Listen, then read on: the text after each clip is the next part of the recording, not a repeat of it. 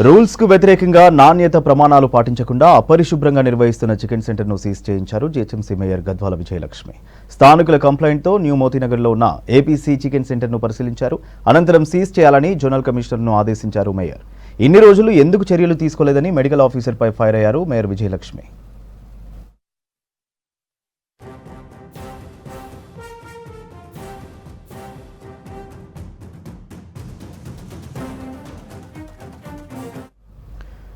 ప్రస్తుతం మనం తినే తిండిలో ఏది మంచిదో ఏది కల్తీనో అర్థం కాని పరిస్థితులు వచ్చాయి. టీ పౌడర్ నుంచి అల్లం పేస్ట్ వరకు అన్ని కల్తీ అయి ప్రజల వద్దకు చేరుతున్నాయి.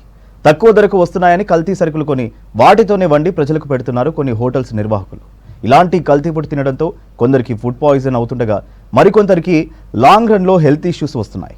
దీంతో రెస్టారెంట్స్, స్ట్రీట్ ఫుడ్ సెంటర్స్ పై వరుస రైడ్స్ చేస్తున్నారు ఫుడ్ సేఫ్టీ అధికారులు.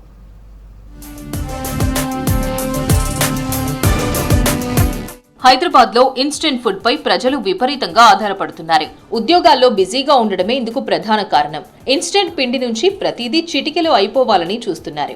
ఈ క్రమంలో వారు వాడుతున్నది మంచిదా లేదా అన్న విషయం పట్టించుకోవడం లేదు. మరీ ముఖ్యంగా అల్లం వెల్లుల్లి పేస్ట్ చాలా మంది బయట దుకాణాల్లో కొంటున్నారు. ఇలాంటి విషయాలనే ఆసరాగా చేసుకుని రెచ్చిపోతున్నారు తయారీదారులు. ప్రజల ఆరోగ్యాన్ని లెక్క చేయకుండా లాభాలపై ఆశతో కల్తీ వ్యాపారాలను కొనసాగిస్తున్నారు.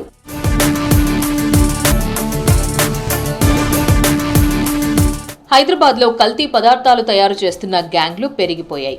ఇండ్ల మధ్యలో చిన్న పరిశ్రమల ముసుగులో కల్తీ దందా చేస్తున్నారు.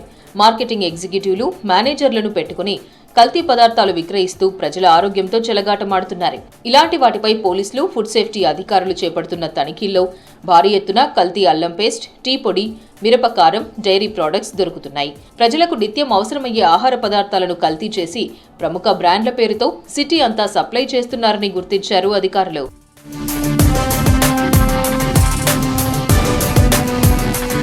బయట తినే ఫుడ్ పై జాగ్రత్తగా ఉండాలని సూచిస్తున్నారు ఫుడ్ సేఫ్టీ అధికారులు. ముఖ్యంగా నాన్ వెజ్ తినేవారు సింథటిక్ ఫుడ్ కలర్స్ కలిపారా లేదా అని తెలుసుకోవచ్చు అంటున్నారు. వండిన non veg red, orange colour లో ఉంటే సింథటిక్ కలర్ కలిపారనుకోవాలని సూచిస్తున్నారు అధికారులు. ఇక టీ పౌడర్ ను వాటర్ లో వేసి చూస్తే కలర్ కలిపారా, చెక్కపొడి కలిపారా అని క్లియర్ గా తెలుస్తుందంటున్నారు. నా ఒపీనియన్ ఏంటి అంటే, జనరల్గా ఇప్పుడు మనం ఒక షాప్కి వెళ్తున్నామంటే ఓకే, బయట నుంచే ఓకే వీళ్ళు ఎలా చేస్తున్నారు, ఫస్ట్ ఒక ఇన్ లుక్ వేసుకొని వాళ్ళు ప్రాపర్గా మెయింటైన్ చేస్తున్నారా లేదా, వాళ్ళ యూనిఫామ్ కానీ, వాళ్ళ హెయిర్ క్యాప్ కానీ, గ్లౌజెస్ కానీ, వాళ్ళ సరౌండింగ్స్ కానీ, వాళ్ళ మెయింటెనెన్స్ ఎలా ఉంది అని ఒక అవుట్లుక్ వేసుకొని చూసి, వాళ్ళ మెన్యూ కానీ ఇవన్నీ చూసుకొని మనం ప్రాపర్గా వాళ్ళు చేస్తున్నారా లేదా ఒక ముందే చూసుకొని వెళ్ళి తినడం బెటర్ అని నా ఒపీనియన్. ఒకవైపు రెస్టారెంట్లు, హోటల్స్, స్ట్రీట్ ఫుడ్ సెంటర్స్ పై దాడులు చేస్తున్నారు అధికారులు. మరోవైపు కల్తీ అల్లం, టీ పౌడర్, కారం పొడి తయారీ కేంద్రాలను చెకింగ్స్ చేస్తున్నారు. రీసెంట్ గా ఓల్డ్ బోయిన్పల్లిలో యాసిడ్ ఉపయోగించి కల్తీ అల్లం పేస్ట్ తయారు చేస్తున్న కేంద్రంపై పోలీసులు, ఫుడ్ సేఫ్టీ అధికారులు దాడులు చేసి 8 మందిని అరెస్ట్ చేశారు. పాతబస్తీ, సికింద్రాబాద్, పహాడి షరీఫ్, కాటేదాన్, మైలార్దేవ్పల్లి, అత్తాపూర్, ఆసిఫ్ నగర్ పరిసర ప్రాంతాల్లో నకిలీ కేంద్రాలు చాలా ఉన్నట్లు అనుమానిస్తున్నారు అధికారులు.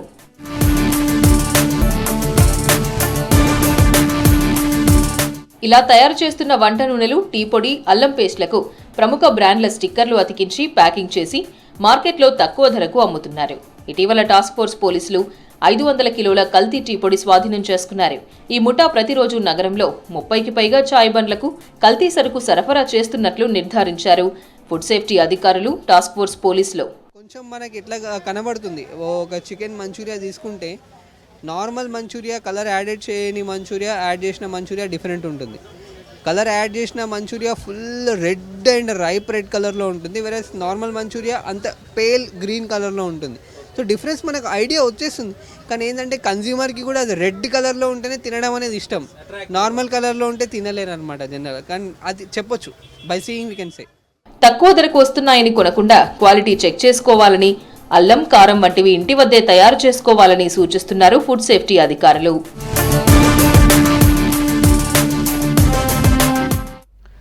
లోక్ మంథన్ భాగ్యనగర్ కార్యక్రమానికి శిల్పారామం వేదికైంది. ఇక్కడ జరుగుతున్న కార్యక్రమంలో భద్రాద్రి కొత్తగూడెం జిల్లాకు చెందిన ఆదివాసీ కళాకారుల నృత్యాలు ప్రత్యేక ఆకర్షణగా నిలుస్తున్నాయి. ముఖ్యంగా ఆదివాసీ చిత్రకళ, ఇలవేల్పు, కోయరాజుల వంశచరిత్రని తెలిపే దాలుగుడ్డ, గుజ్జాడ మొగ్గ నృత్యాలను ప్రదర్శిస్తున్నారు. ఇదే అంశానికి సంబంధించిన మరింత సమాచారం నరేంద్ర అందిస్తారు. లో జరుగుతున్న లోక్ మంథన్ ఈవెంట్లో భాగంగా మనతో కొంతమంది కల్చర్ చేసే కళాకారులు ఉన్నారు. ఒకసారి వాళ్ళని అడిగి తెలుసుకుందాం వాళ్ళ కళ ఏంటి. వీళ్ళు కొత్తగూడెం భద్రాద్రి జిల్లా నుంచి వచ్చామని చెప్తున్నారు. ఒకసారి అడిగి తెలుసుకుందాం. హలో సార్, ఎక్కడ నుండి వచ్చారు మీరు? మాది పాలవంశం మండలం భద్రాద్రి కొత్తగూడెం జిల్లా నుంచి. ఏం పేరు మీ పేరు? నా పేరు గణేష్, మాడే గణేష్ నా పేరు. దీన్ని ఏమంటారు? ఇది ఏం కళ అనేది? కొమ్ముడోలి డాన్స్ అంటాం. దాన్ని భీమడి పెట్టి కలు కొమ్ముడోలి డాన్స్ అంటాం. మేము ఎప్పటి నుంచి చేస్తున్నారు మీరు ఇది? చేస్తాం, దాదాపు మా తాతల తండ్రుల నుంచి చేస్తూ ఉంటాం అన్నమాట. ఇవి వాళ్ళు నేర్పించిన విధానాన్ని బట్టి మేము వేస్తూ ఉంటాం. పెళ్ళిళ్ళకి కానీ ఇలాంటి ప్రోగ్రాలకి పోతూ ఉంటాం, వస్తూ ఉంటాం. మాకు ఇక్కడ హైదరాబాద్లో ఇలాంటిది ఎప్పుడు చూడలేదు, ఫస్ట్ టైం చూస్తున్నాం. అంటే మా పెద్దలు వాళ్ళు తీసుకొచ్చినారు, మన రాష్ట్రపతి మేడం గారు వస్తున్నారంటే మనం తీసుకొచ్చినారు, అందుకే వచ్చినాం ఇక్కడ. ఈ యొక్క ఆదివాసులు అనేది మాకు సమ్మక్క సారలమ్మ జాతరలు, నాగులమ్మ జాతరలు ఉన్నాయి. అందులోని ఈ ఆదివాసులో కూడా గట్టు గోత్రాలు ఉంటాయి. గోత్రం ఒక విలువేలు పరిణితి ఉంటుంది. 3వ గట్ట నుంచి 7వ గట్ట వరకు. ఇందాక చూపించాను ఆ గుడ్డలోని. ఆ గుడ్డలోని ఆ బిరుదులు, ఆ సింబల్స్ ఏంటంటే మా ఆదివాసుల చరిత్ర అది. అంటే 3వ గట్ట నుండి 7వ గట్ట వరకు చరిత్ర అనమాట. అంటే ఇంటి పేరుకి ఒక విలువేలు పరిణితి ఉంటుంది. ఆ విలువేల్పు చరిత్ర చెప్తాము. సమ్మక్క సారలను ఆడిస్తాము, విలువేల్పును ఆడిస్తాము. మా సావుకు కానీ మా కర్మలకు కానీ ఇదే వాయిద్యం వాడతాం. మా తరతరాల ఒక 1000 సంవత్సరాలు మా ముత్తాతల నుంచి వస్తుంది కళ. పండుగలకు కూడా ఇదే వాడతారా? సమ్మక్క సారలక పండలకి, మా విలువేలు పండలకి, మా చనిపోయినకు కూడా, మా ఆదివాసులు ఎవరైతే చనిపోతారో ఆ ఆదివాసి చనిపోయినకు కూడా కొడతాము. నెక్స్ట్ వాళ్ళ కర్మకాండలకు కూడా కొడతాము. ఇది ఒక 4 విధాలుగా దీన్ని వాడతాము. మా ఆదివాసులకి పవిత్రమైన ఇది వాయిద్యం అన్నమాట. ఈ సమ్మక్క సార్ల మేడారం సమ్మక్క జాతర మా జాతర కుంభమేళం జరగాలన్నా ఈ డోలు లేకుంటే వాయిద్యం జరగదు. వాయిద్యం పేరు ఏమంటారు? దీనికి పేరు ఏమైనా ఉందా? దీన్ని కోయ డోలి అర్తి ఆచారం కళ అంటారు. కోయ డోలి అర్తి బిడ్డలుగా పిలుస్తారు దీన్ని. ఇప్పుడు అన్ని ప్లాస్టిక్ డ్రమ్స్ అవే వాడుతున్నారు కదా, మీరు ఇంకా ఇవి వాడుతున్నారా? ఇవి ఎక్కడ తయారు చేస్తారు? దీని గురించి పూర్వంలోనే మా ముత్తాతలు కూడా ప్లాస్టిక్ డ్రమ్ములు వాడలే. ఇది ఎండింది మొద్దు, అంటే దీని ఏమంటారు, ఏగిసి మొద్దు, కొట్టేది సిర్ర, అంటే వేగిసి ఇది కంక సిర్ర, ఇది ఎదురు వెళ్ళం.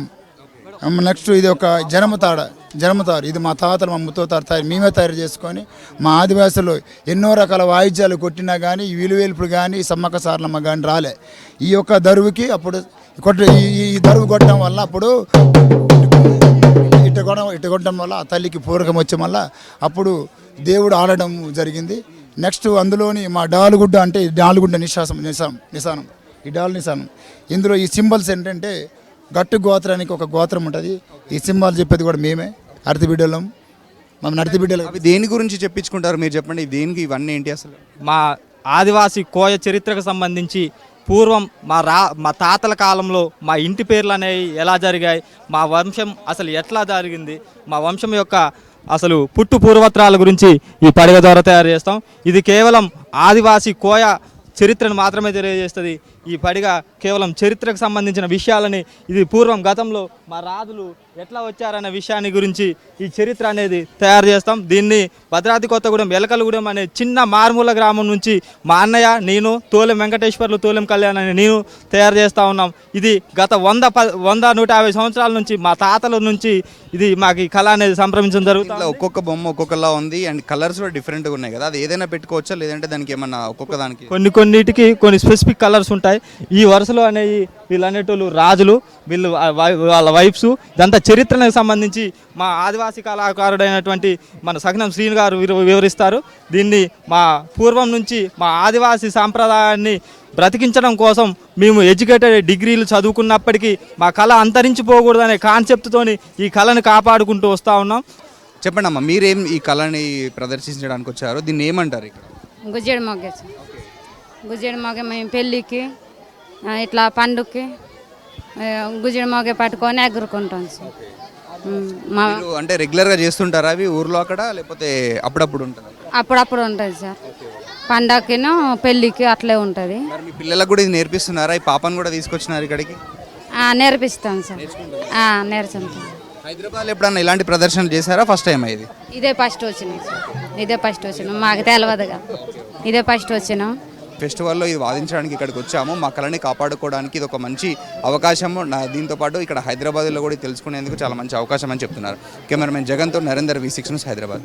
డిసెంబర్ 1న సికింద్రాబాద్ పరేడ్ గ్రౌండ్లో జరగనున్న మాలల సింహగర్జన సభను విజయవంతం చేయాలన్నారు చెన్నూరు ఎమ్మెల్యే వివేక్ వెంకటస్వామి. ఉస్మానియా యూనివర్సిటీలోని ఆర్ట్స్ కళాశాల దగ్గర మాల విద్యార్థి జేఏసీ ఏర్పాటు చేసిన కార్యక్రమానికి ముఖ్య అతిథిగా హాజరయ్యారు ఎమ్మెల్యే వివేక్. అనంతరం మాలల సింహగర్జన గోడపత్రికను ఆవిష్కరించారు. తెలంగాణ ఉద్యమంలో మాల విద్యార్థులు కీలక పాత్ర పోషించారని అన్నారు. మాలలందరూ ఏకతాటిపైకి ఉన్నామని తెలియజేయడానికి ఈ సభను నిర్వహిస్తున్నట్లు తెలిపారు. తాము ఏ కులానికి వ్యతిరేకం కాదన్నారు ఎమ్మెల్యే వివేక్. 1 డిసెంబర్ నాడు మాలల సింహగర్జనకు పోస్టర్ రిలీజ్ చేయడం జరిగింది. చాలా సంతోషం అనిపించింది. ఎందుకంటే తెలంగాణ ఉద్యమంలో ఈ ఆర్ట్స్ కాలేజ్కి అనేక సార్లు రావడము, ఇక్కడ ఉస్మానియా యూనివర్సిటీ స్టూడెంట్స్ అందరినీ కూడా వాళ్ళతో కలిసి మెలిసి వారికి ప్రోత్సహిస్తూ తెలంగాణ ఉద్యమంలో అందరం కలిసి పనిచేయడం జరిగింది. అప్పుడు కూడా పెద్ద ఎత్తున మాల యువకులందరూ కూడా తెలంగాణ కావాలని చెప్పి ఉద్యమించడం జరిగింది. మళ్ళొకసారి మాలలు వారి ఆత్మగౌరవం కోసము మాలలు వాళ్ళందరూ కూడా కలిసి ఉన్నా అని చెప్పి ప్రజలకు తెలియజేయడానికి మేము కూడా తెలంగాణ రాష్ట్రంలో సెకండ్ లార్జెస్ట్ కాస్ట్ అని చెప్పి ఒక సభ పెట్టుకోవడం జరిగింది. అన్ని గ్రామాలలో మంచి స్పందన ఉంది. మేము సిటీలో తిరిగినప్పుడు కూడా అందరూ కూడా గుర్తు చేసుకుంటున్నారు.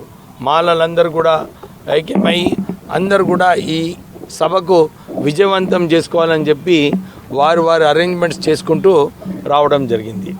ఒక విషయం ఏంటంటే మేము ఎవరి వ్యతిరేకంగా కాదు. అన్ని కులాల వాళ్ళు వాళ్ళ మీటింగ్లు ఎప్పుడు కూడా పెట్టుకుంటుంటారు. రెడ్డిస్ అయినా కానీ, కంపాస్ అయినా కానీ, మున్నూరు కాపుస్ అయినా కానీ అన్ని కులాల వారి మీటింగ్లు పెట్టుకుంటున్నారు. పద్మశాలీసు, గౌడ్స్ అన్నీ కూడా దాని ప్రకారంగానే మాలలు కూడా ఫస్ట్ టైం ముందుకొచ్చి ఈ మీటింగ్ పెట్టుకోవడం జరుగుతుంది. కొందరు దీన్ని వ్యతిరేకంగా మాట్లాడడము, దీన్ని డైవర్ట్ చేయడానికి ఏదైతే ప్రయత్నాలు చేస్తున్నారో మేము ఇదే కోరుతున్నాము అందరికీ. ఇది మా సభను మేము విజయవంతం చేసుకోవటానికి మా కులం వారికి ఒక గౌరవం కల్పించాలి. మేమందరం ఒక తాటిపైన ఉన్నాము. మేము మా హక్కుల కోసము మేము పోట్లాడుతున్నాము. మా కులంని మేము కాపాడుకోవటానికి ఈ బహిరంగ సభ పెట్టుకోవడం జరిగింది. అందరూ కూడా ఈ సభకు సహకరించి విజయవంతం చేయాలని చెప్పి కోరుతున్నాం. హైదరాబాద్ రామచంద్రాపురంలో బెనకా గోల్డ్ కంపెనీ 29వ బ్రాంచ్ను ప్రారంభించింది. 2020లో కర్ణాటకలోని బసవనగుడి నెట్కలప్ప సర్కిల్లో ప్రారంభమైన బెనకా గోల్డ్ కంపెనీ క్రమంగా దేశవ్యాప్తంగా 28 బ్రాంచ్లను స్థాపించింది. వేలాది మంది కస్టమర్ల అభిమానాన్ని సంపాదించిన బెనకా గోల్డ్ కంపెనీ నమ్మకానికి మారుపేరుగా కొనసాగుతోంది.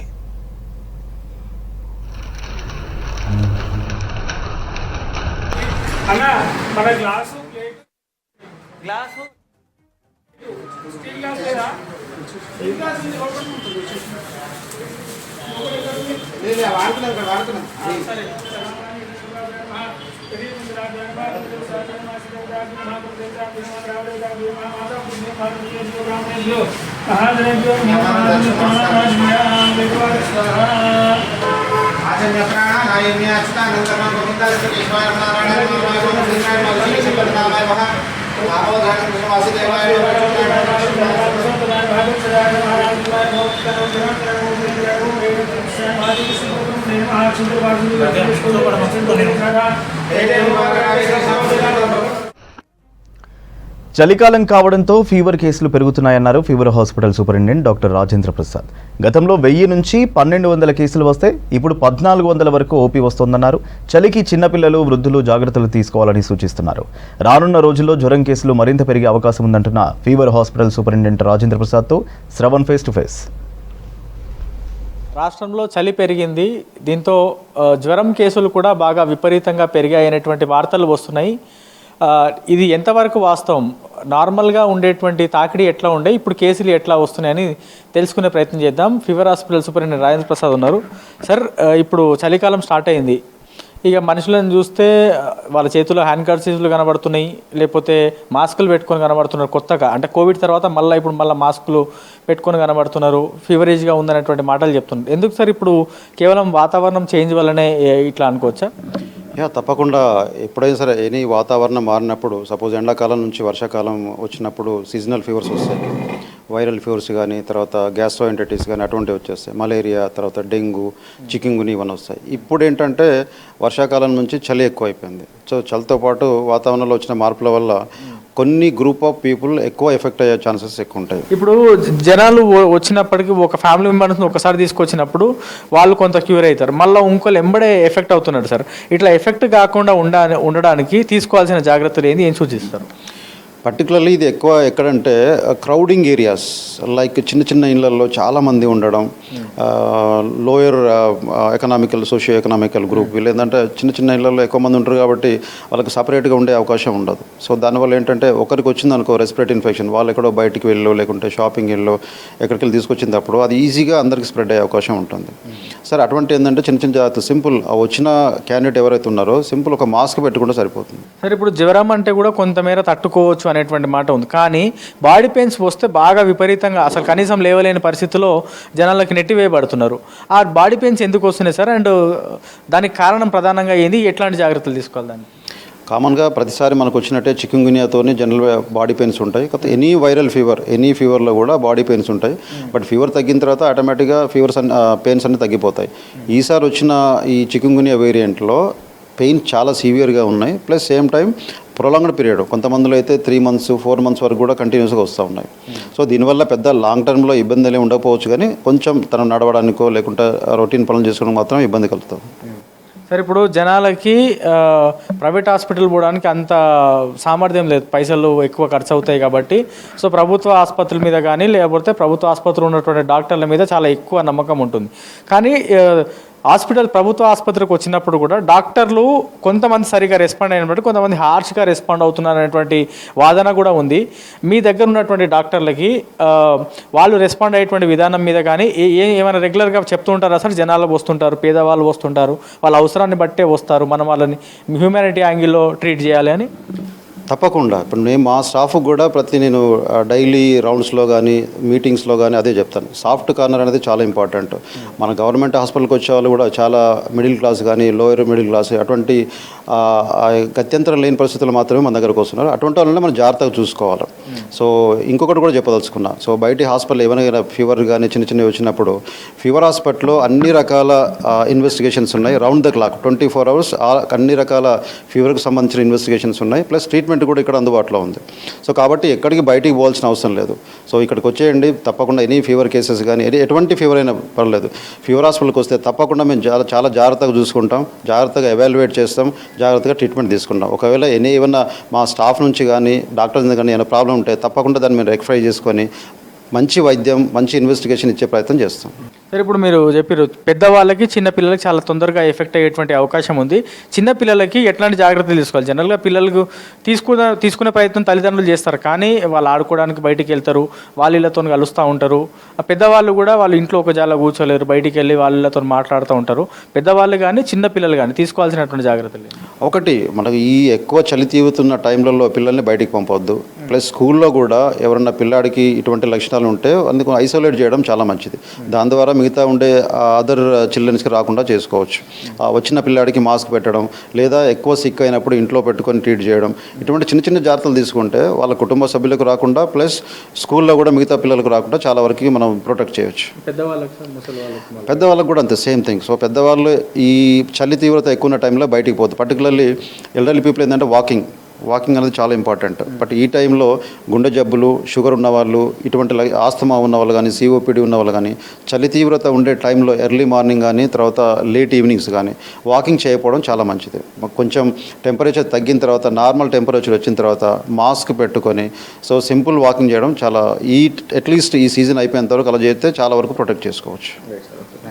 సో మొత్తానికి చలికాలం స్టార్ట్ అయింది, ఇప్పుడిప్పుడే కేసులు పెరుగుతూ ఉన్నాయి. రాబోయే రోజుల్లో మరింత ఎక్కువ కేసులు పెరిగేటువంటి అవకాశం ఉంది. సో డాక్టర్ చెప్పినట్లు జనాలు తగిన జాగ్రత్తలు తీసుకుంటే జ్వరాలకు కొంత ఎఫెక్ట్ అయినా పెద్దగా ఇబ్బంది పడేటువంటి పరిస్థితులు రాకుండా ఉంటాయని fever hospital superintendent Rajendra Prasad చెప్తున్నారు. ఇది ఓవరాల్గా జనం తీసుకోవాల్సినటువంటి జాగ్రత్తలు, చలికాలంలో పెరుగుతున్నటువంటి ఫీవర్ కేసులపైన పూర్తి అప్డేట్. కెమెరామెన్ సైదులతో శ్రవణ్, V6 న్యూస్, హైదరాబాద్.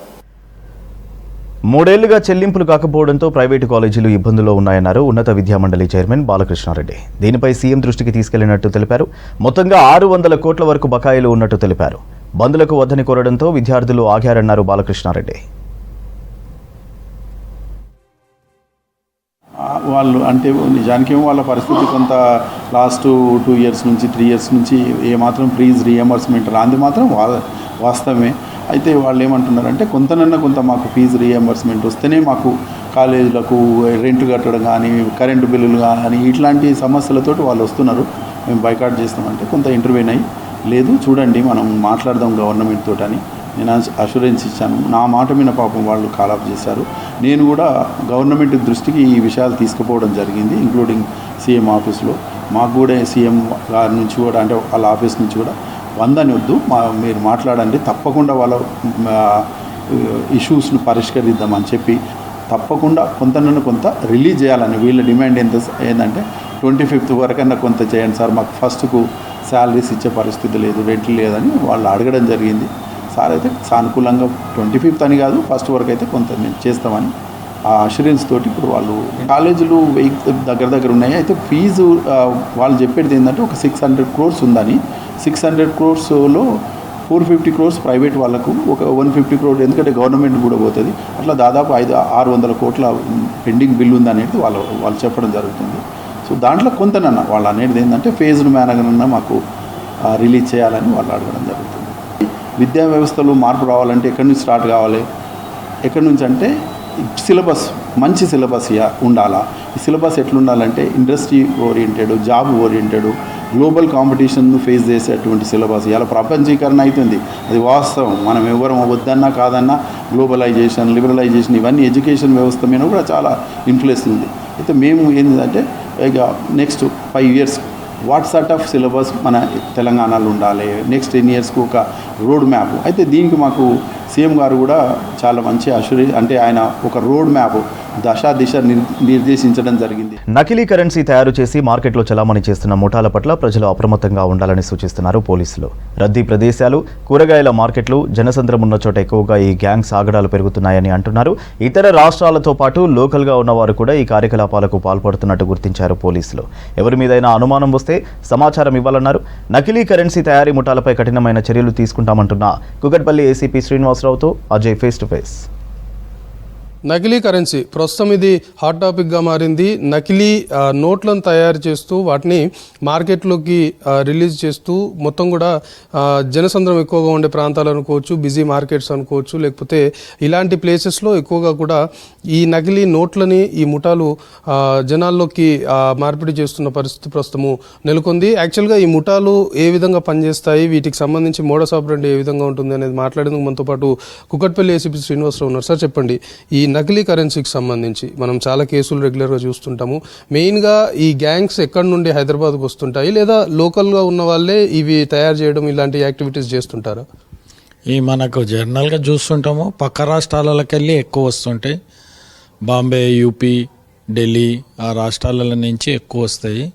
ఇక్కడికి వచ్చిన తర్వాత రద్దీ అయిన ప్రదేశాలు, షాపింగ్ మాల్స్ కానీ, మార్కెట్స్ కానీ, లేకుంటే ఈ ఎక్స్చేంజ్ కమిటీస్ ఉంటాయి, అక్కడ ఆ ప్లేసెస్ మాత్రమే వాళ్ళు ఎంచుకొని ఈ నోట్లు అడిగినప్పుడు వాళ్ళు 100 రూపాయల చిల్లరికి కూడా 500 నోట్ తీసి ఇవ్వడము, కొత్త నోట్లు ఉండడం వాళ్ళ దగ్గర.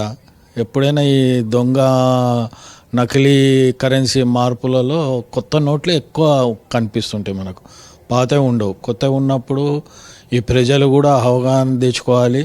100 రూపాయల చిల్లరకు 10 రూపాయల దానికి కూడా 500 నోటు తీసి ఇవ్వడము. 500 నోటు ఎందుకు అంటే 500 నోటు క్యారింగ్ ఈజీగా ఉంటుంది, ఎవరికి అనుమానం రాదు అని చెప్పేసి ఉంటుంది. ప్రజలు దీంట్లో నకిలీ నోటును ఎట్లా గుర్తుపెట్టాలి అంటే వాళ్ళు ఈ 500 నోటు మీద మనకు వాళ్ళు తీసే ప్రింట్ మీద పల్సగా ఉంటుంది, ప్లస్ జీరాక్స్ ప్రింట్ ఉంటుంది వాళ్ళది, కలర్ ప్రింట్ ఉంటుంది. మనం కొంచెం గమనిస్తే అది అర్థమైపోతుంది. అదే ఈ ఆర్బీఐ నుంచి వచ్చిన ప్రింటు పేపరు ఆ థిక్నెస్ వేరే ఉంటుంది. వీళ్ళదేమో పల్సగా మనం జిరాక్స్ తీసే ఎట్లుంటుంది పేపర్ 500 నోటు అట్లా కనిపిస్తుంది. ప్లస్ మనం ఇట్లా లైట్కి పెట్టి చూస్తే అశోక ఎంబ్లమ్ కానీ దాంట్లో ఒక ట్యాగ్ కానీ ప్లస్ మెరుపు అనేది కనిపిస్తుంటుంది. ప్రజలు అది గుర్తుపెట్టుకోవాలి. 10 రూపాయల చిల్లరకు 500 నోటు తీయడము, కొత్త నోటు ఉంటేనే వీళ్ళు జాగ్రత్త పడాలి. ఈ గ్యాంగ్స్ మెయిన్గా అంటే ఆర్బీఐని తలదన్నే విధంగా, ఒరిజినల్ నోట్ని తలదన్నే విధంగా కూడా ఈ నకిలీ నోట్స్ వీళ్ళు మార్కెట్లోకి తీసుకొస్తున్న సిచ్యువేషన్ ఉంది. సో వీళ్ళు ఎలాంటి మెషిన్స్ వాడుతుంటారో ఆ మెషినరీ ఏ విధంగా ఉంటుంది ఈ గ్యాంగ్స్ వాడే మెషిన్ సంబంధించి? ఇప్పుడు కొత్త టెక్నాలజీలో మనకు మిషనరీ అంటే అప్పుడు ఇంతకుముందు మనం చిన్నగా ప్రింటింగ్ మిషన్ అంటే పెద్ద రోలరు, పెద్ద మిషనరీ ఉంటుండే. ఇప్పుడు టెక్నాలజీ చిన్నగా కలర్ జీరాక్స్ టైప్ వచ్చేసినాయి, ప్రింటింగ్ టైపు మిషనరీ చాలా చిన్న సూట్ కేసులో కూడా తీసుకొని రావచ్చు. కలర్స్ పెట్టేసి అవి ఇంట్లోనే ప్రింట్ కూడా తీసేసి వాడు రీసేల్ చేయొచ్చు. ఇది ఇలాంటి యాక్టివిటీస్కి పాల్పడే వ్యక్తులకు కావచ్చు, ఇలాంటి గ్యాంగ్స్ సంబంధించి పోలీసులను మీరు ఏం వార్నింగ్ ఇస్తారు? ఇలాంటి యాక్టివిటీస్కి పాల్పడుతూ పట్టుబడితే వాళ్ళపైన ఎలాంటి చర్యలు ఉంటాయి? ఇది ఎకనామిక్ సంబంధించిన అఫెన్సెస్, దీనికి స్పెషల్ వింగ్స్ ఉన్నాయి. వాళ్ళ ఆల్వేస్ నిఘా ఉంటుంది.